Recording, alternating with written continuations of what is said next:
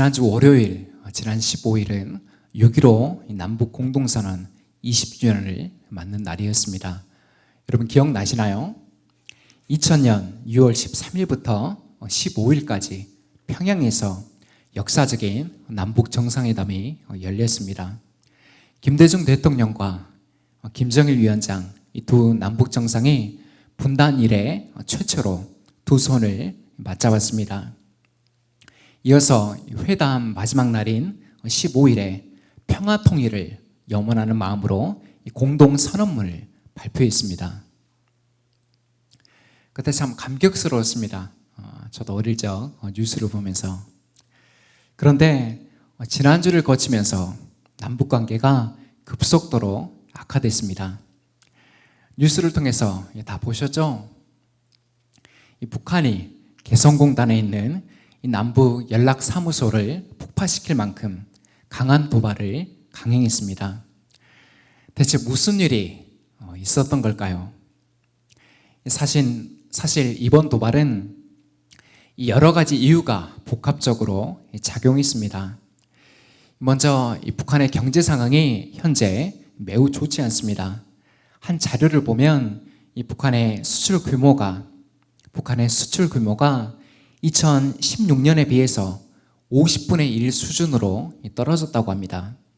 특별히 최대 교역국인 중국과의 거래가 참담한 수준입니다. 올해 상반기만 보더라도 코로나19 여파 때문에 거의 제로에 가까운 것으로, 중국과의 교역이 제로에 가까운 것으로 나타났습니다. 여기에 외교 성적까지 좋지 않았습니다. 미국과 두 차례나 정상회담을 가졌지만 북한이 실질적으로 손에 넣은 것은 아무것도 없었습니다. 상황이 이러하니까 북한 내부적으로 동요가 있을까요? 없을까요? 당연히 있을 겁니다. 그런데 문제는 지난달 31일 국내 탈북민 단체에서 북한에 보낸 삐라 대북전단이 이번 북한 도발의 결정적인 계기가 되었습니다. 이후에 정부는 대북전단 살포 행위를 엄정히 처벌하겠다고 밝혔습니다.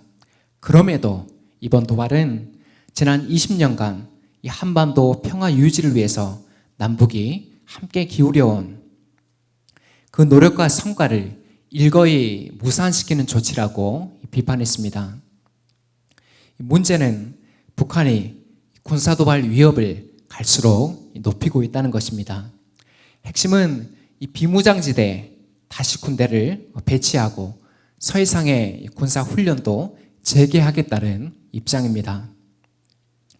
그런데 이 같은 행위는 2008년에 체결된 판문점 선언과 9.19 군사 합의를 파기하는 결정입니다. 아무쪼록 급격하게 얼어붙은 남북 관계가 다시 화해 무드로 전환되도록 우리의 기도가 필요한 시기입니다. 오늘 본문의 주제는 세겜에서 이루어진 언약 갱신입니다.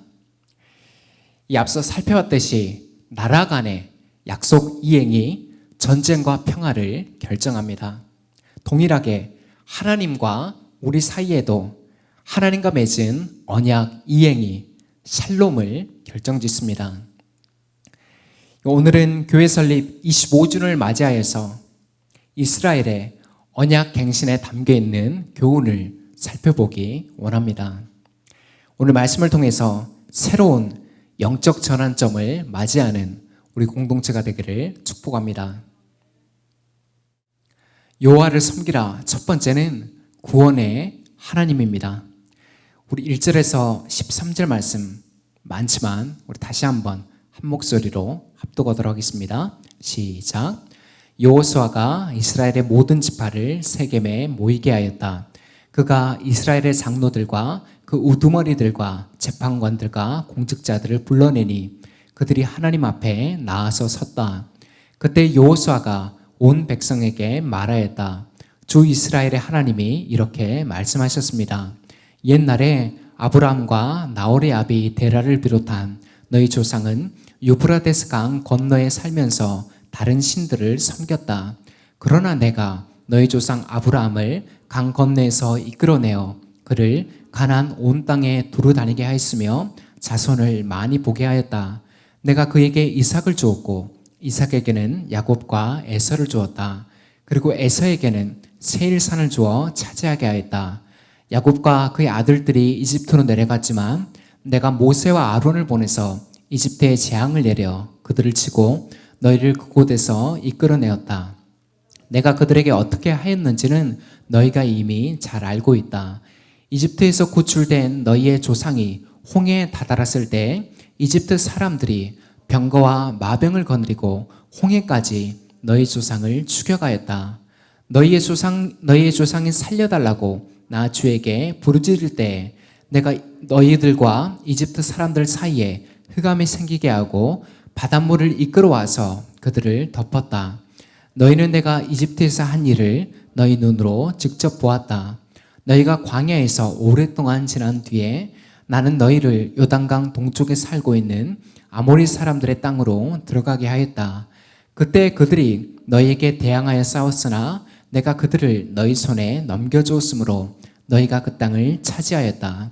나는 그들을 너희가 보는 앞에서 멸망시켰다. 그때 모압의 십볼의 아들 발락 왕이 일어나서 이스라엘에 대항하여 싸웠다. 발락은 사람을 보내어 볼의 아들 발람을 불러다가 너희를 저주하려 했다. 그러나 내가 발람의 말을 들어주지 않았으므로 발람이 오히려 너희를 축복하였고 나는 너희를 발락의 손에서 구출해 주었다.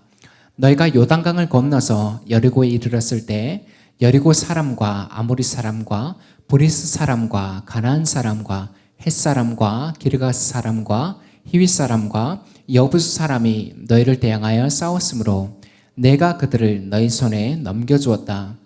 내가 너희보다 앞서 말벌을 보내어 아모리 사람의 두 왕을 너희 앞에서 쫓아냈다. 이 두 왕을 몰아낸 것은 너희의 칼이나 활이 아니다.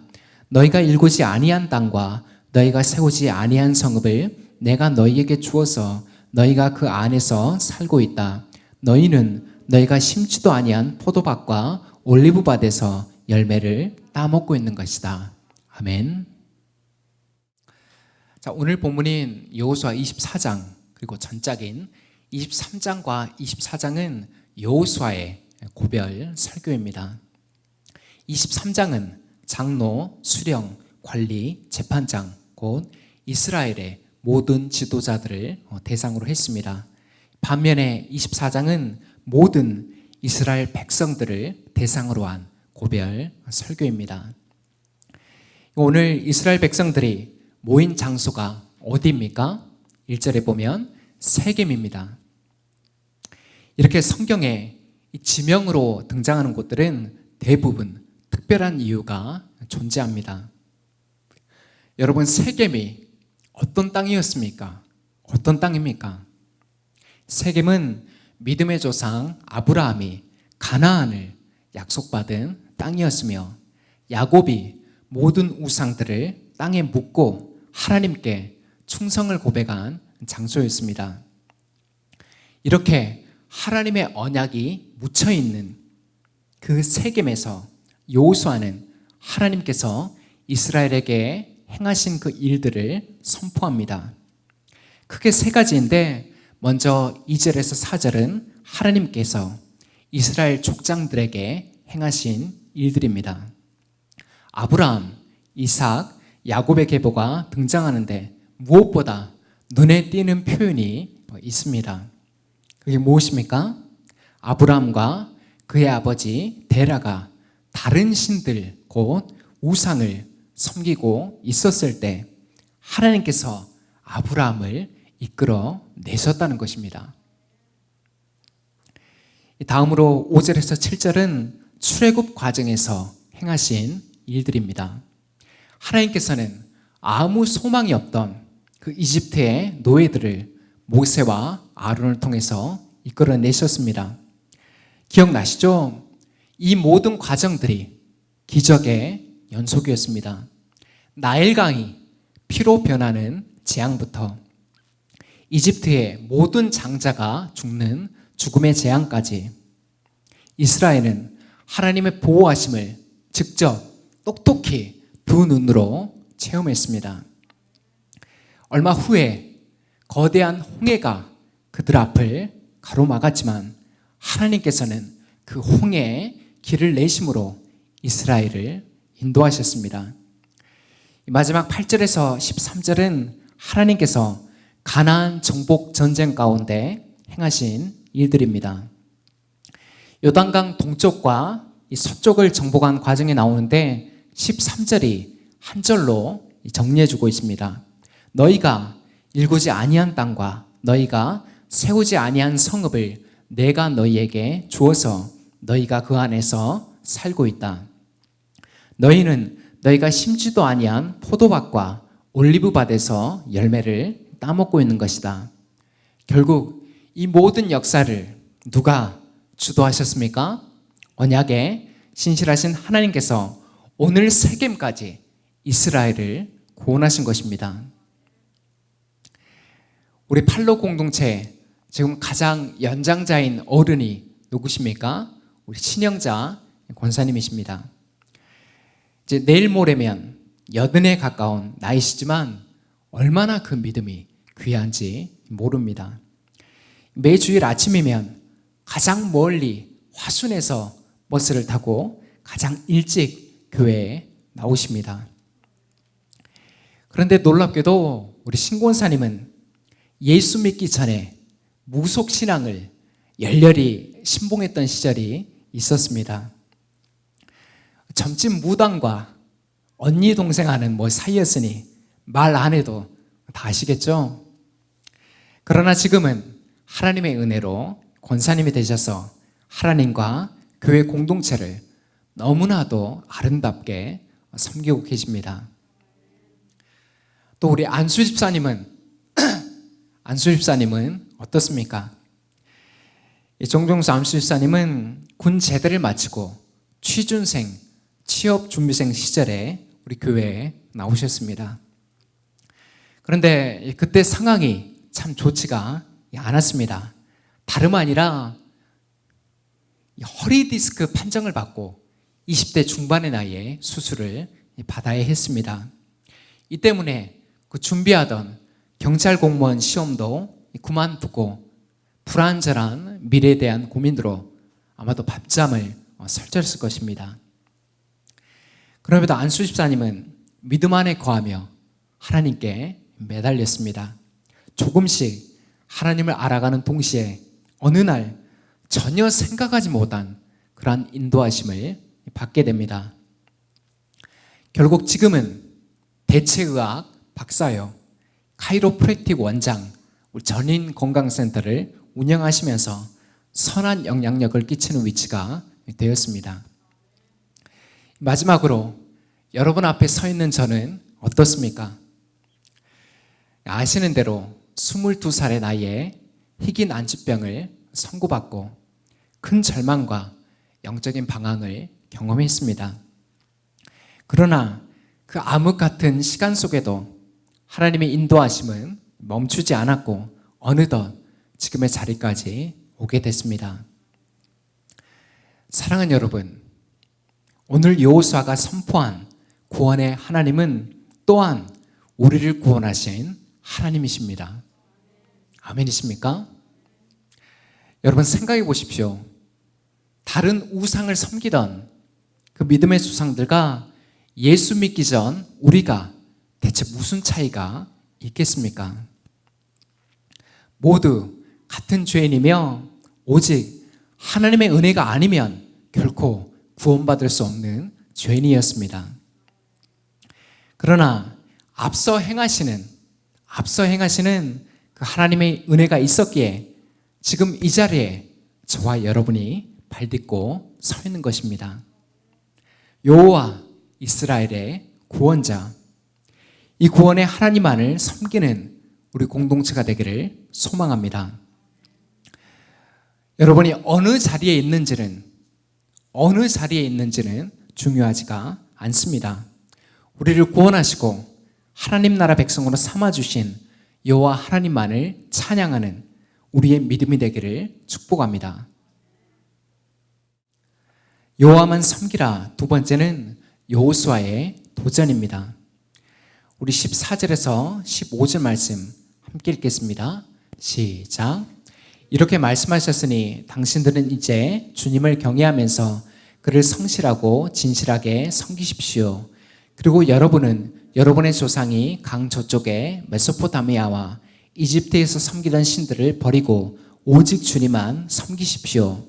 주님을 섬기고 싶지 않거든 조상들이 강 저쪽에 메소포타미아에서 섬기던 신들이든지 아니면 당신들이 살고 있는 땅 아모리 사람들의 신들이든지 당신들이 어떤 신들을 섬길 것인지를 오늘 선택하십시오.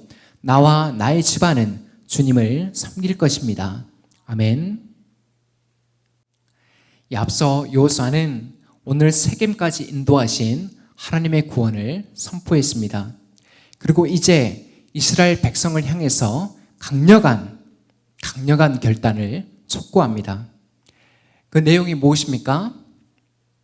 첫째, 여호와를 경외하며 성실하고 진실하게 섬기라는 것입니다. 자세히 한번 보십시오. 단순히 모호하게 잘 섬기라는 것이 아닙니다. 하나님을 합당하게 섬기는 세 가지 자세를 설명하고 있습니다.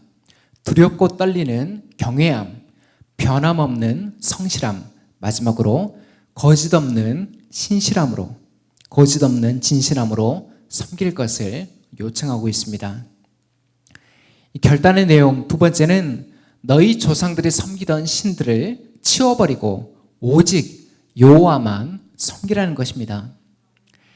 그동안 이스라엘이 거쳐왔던 나라들 메소포타미아와 이집트는 모두 저마다의 우상들을 섬기고 있었습니다. 문제는 여전히 이스라엘 백성들이 이전 우상들에게 영향을 받고 있고 완전히 떠나 있는 상태가 아니라는 것입니다. 그래서 여호수아는 이전 우상들과의 완전한 결별을 지금 촉구하고 있는 것입니다. 결단의 내용 마지막은 무엇입니까?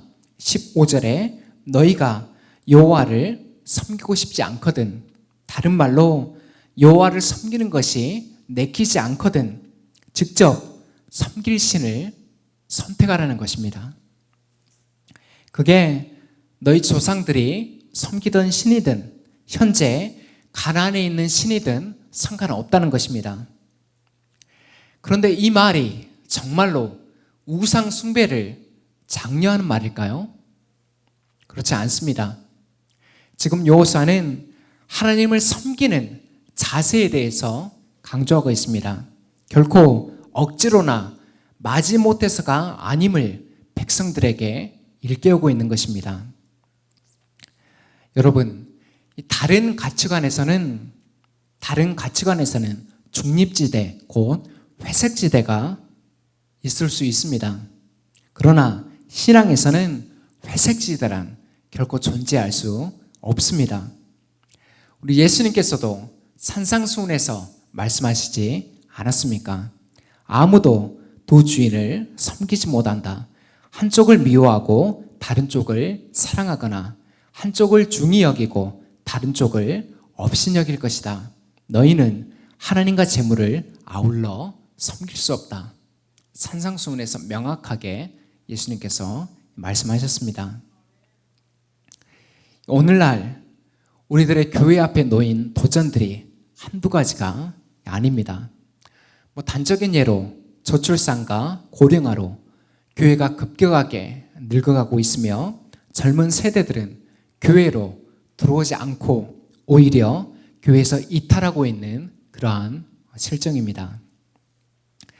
그러나 더욱 치명적인 문제는 이처럼 눈에 보이는 문제보다 눈에 보이지 않는 문제에 있습니다. 현재 한국교회가 맞닥뜨린 최대의 도전은 동성애도 이슬람도 아닌 교회의 세속화라고 저는 단언합니다. 2005년 8월 25일 한겨레 신문에는 기독교 부동산 투기 참회라는 제목의 기사가 실렸습니다. 지금은 희년 함께라는 단체로 통합된 성경적 토지 정의를 위한 모임에서 한국교회 부동산 투기를 참여하며 선언문을 발표했습니다. 그 중에 일부를 제가 들려드리겠습니다. 한번 들어보십시오. 많은 중대형 교회들이 예배당과 수련원, 기도원과 교인 묘지 건축을 빙자하여 부동산 투기를 하며 교회를 성장시켜왔다. 또한 부동산 투기를 자행하면서 번 돈을 하나님이 주신 복으로 간주하고 그 일부를 11조와 감사헌금으로 드렸고 목회자는 그것을 축복해왔다. 우리 교회와 그리스도인의 부동산 투기로 큰 고통을 받아온 가난한 이웃들에게 진심으로 용서를 구한다. 이제 교회는 부동산 투기를 중단하고 참여하는 마음으로 정부가 공유로운 부동산 정책을 펼치도록 견인해야 한다. 이렇게 입장을 발표했습니다. 그로부터 15년이 지난 지금 한국교회는 어떻게 변했을까요? 매우 안타깝지만 그때나 지금이나 별반 차이는 없는 것 같습니다. 2018년 국내 최대 교회인 여의도 모 교회의 부동산 투기 의혹이 언론을 통해서 보도됐습니다. 14년 동안 미국으로 보낸 선교비 270억 원 중 상당 부분이 부동산 투기로 사용됐다는 내용입니다. 이어서 서울 명일동에 있는 한 대형교회도 부동산 투기 의혹이 제기되어 있습니다. 이 교회는 전국에 가지고 있는 부동산만 1,600억 원대이며 교회 안에는 따로 부동산만 관리하는 목사도 있었습니다. 제가 행정목사, 찬양목사, 비서목사는 들어봤어도 부동산 목사는 처음 들어봤습니다. 최근에는 참 입에 담기도 힘든 인분을 먹여서 제자 훈련을 한다는 그런 훈련으로 인분을 먹여서 논란이 된 교회가 있었는데 이 교회 역시 부동산 투기 의혹에 걸려 있습니다. 사랑하는 여러분, 세속화란 다른 것이 아닙니다. 하나님이 계셔야 될 그 자리에 인간이 올라선 것이 세속의 본질입니다. 오늘 우리 공동체도 선택 앞에 놓여 있습니다. 저도 가슴에 손을 얹고 생각해 보면 내가 사랑하는 욕망과 우상들이 결코 적지 않음을 발견합니다. 그러나 기억하십시오. 우리가 하나님 나라 백성으로 세상의 가치와 싸워가는 일은 이 땅에서 평생토록 감당해야 하는 과제입니다. 중요한 것은 우리가 하나님의 편에 서서 싸울 힘을 지속적으로 성령님께 구하는 것입니다. 오직 나와 내 집은 여호와를 섬기겠노라. 오늘 여호수아가 고백한 이 담대한 도전이 우리 팔로 공동체의 도전이 되기를 간절히 소망합니다. 여호와만 섬기라. 마지막은 백성들의 응답입니다. 우리 16절에서 18절 말씀 함께 읽겠습니다. 시작. 백성들이 대답하였다. 주님을 저버리고 다른 신들을 섬기는 일은 우리가 절대로 하지 않겠습니다. 주 우리 하나님이 친히 우리와 우리 조상을 이집트 땅 종되었던 집에서 이끌어내시고 우리가 보는 앞에서 그 큰 기적을 일으키셨습니다. 또 우리가 이리로 오는 동안에 줄곧 우리를 지켜주셨고 우리가 여러 민족들 사이를 뚫고 지나오는 동안에 줄곧 우리를 지켜주셨습니다. 그리고 주님께서는 이 모든 민족을 이 땅에 사는 아모리 사람까지도 우리 앞에서 쫓아내셨습니다. 그러므로 우리는 주님을 섬기겠습니다. 오직 그분만이 우리의 하나님이십니다. 아멘. 이제 마지막은 여호수아의 도전 앞에 반응한 이스라엘의 모습입니다. 지금 백성들이 어떻게 응답하고 있습니까? 하나님께 대한 철저한 신의, 믿음과 의리를 약속하고 있습니다. 주님을 저버리고 다른 신들을 섬기는 일은 우리가 절대로 하지 않겠습니다.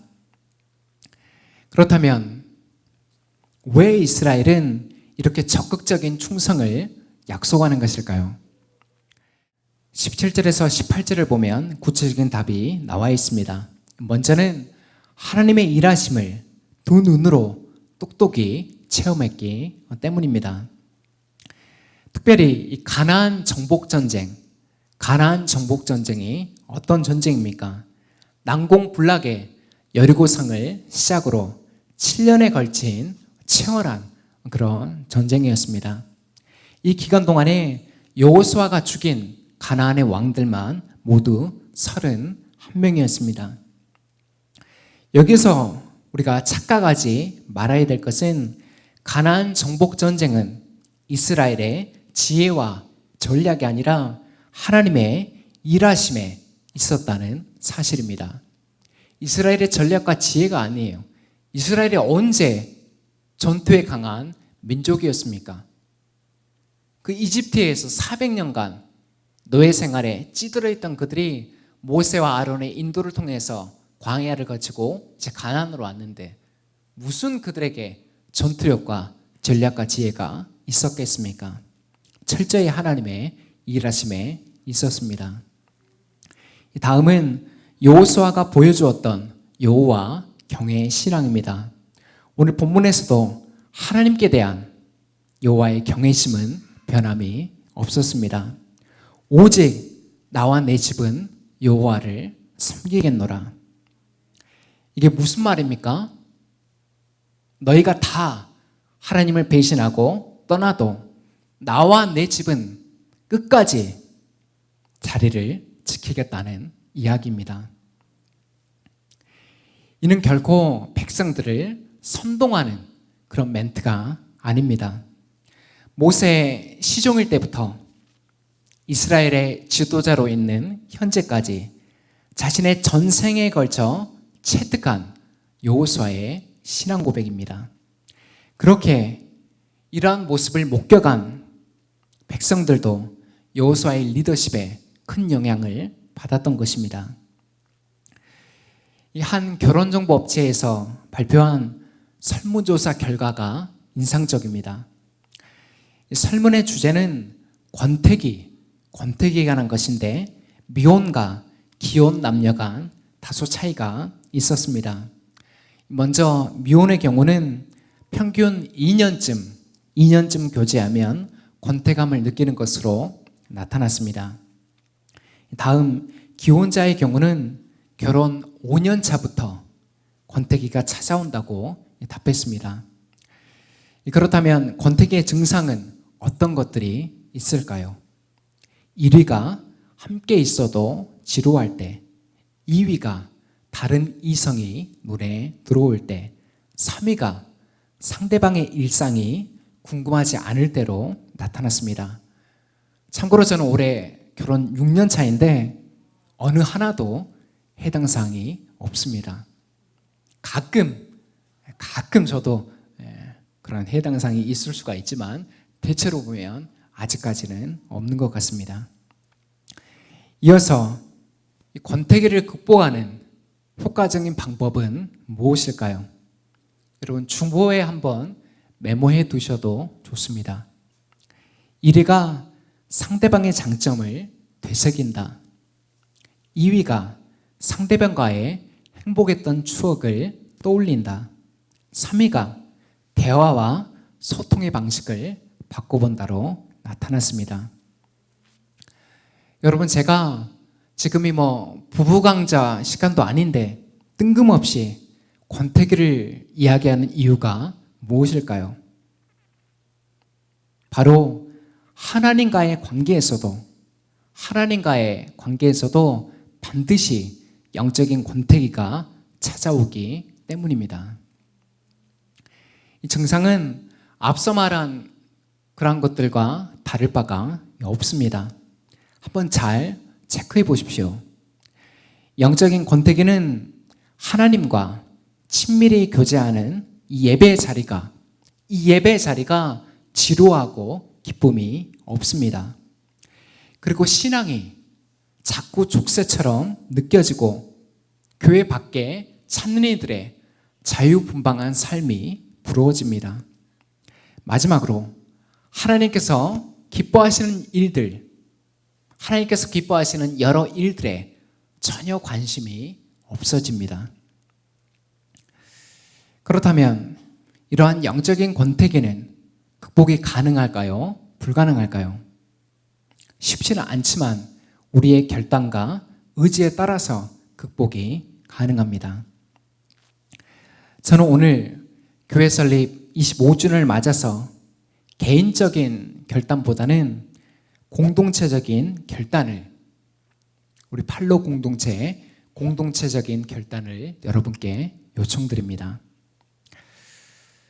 다음에 저의 멘트를 따라서 같이 고백해 주시면 고맙겠습니다. 첫째, 우리를 하나님 나라 백성으로 삼으시고 지난 25년 동안 우리 공동체를 인도하신 분이 오직 여호와 하나님이심을 고백합니다. 믿음 생활이 때론 실증이 나고 세상의 가치가 부러울 때도 있지만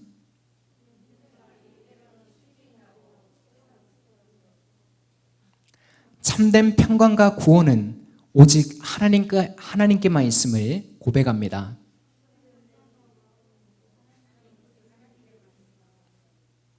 마지막으로 주님 다시 오실 때까지 서로 사랑하며 하나님 나라를 드러내는 진실한 공동체가 되기를 원합니다. 제가 다시 한번 읽어드리겠습니다. 첫째, 우리를 하나님 나라 백성으로 삼으시고 지난 25년 동안 우리 공동체를 인도하신 분이 오직 여호와 하나님이심을 고백합니다. 둘째, 믿음 생활이 때론 실증이 나고 세상의 가치가 부러울 때도 있지만 참된 평강과 구원은 오직 하나님께만 있음을 고백합니다. 셋째, 주님 다시 오실 때까지 서로 사랑하며 하나님 나라를 드러내는 진실한 공동체가 되기를 원합니다. 사랑하는 여러분, 이 시간 고백한 이 믿음이 앞으로 우리 공동체의 영적 이정표가 될 것입니다. 특별히 코로나19로 많은 개척교회들이 어려움 가운데 있지만 위기를 도약의 기회로 삼는 우리 공동체가 되기를 소망합니다. 끝으로 다음 30주년까지 우리 자녀들에게, 우리 아이들에게 여호와 경외의 신앙을 전수하는 쇠마 공동체로 서기를 축복합니다. 이 시간 우리가 온 마음으로 드린 이 제 헌신 위에 삼위 하나님의 은혜가 함께하기를 간절히 축원합니다. 기도하겠습니다.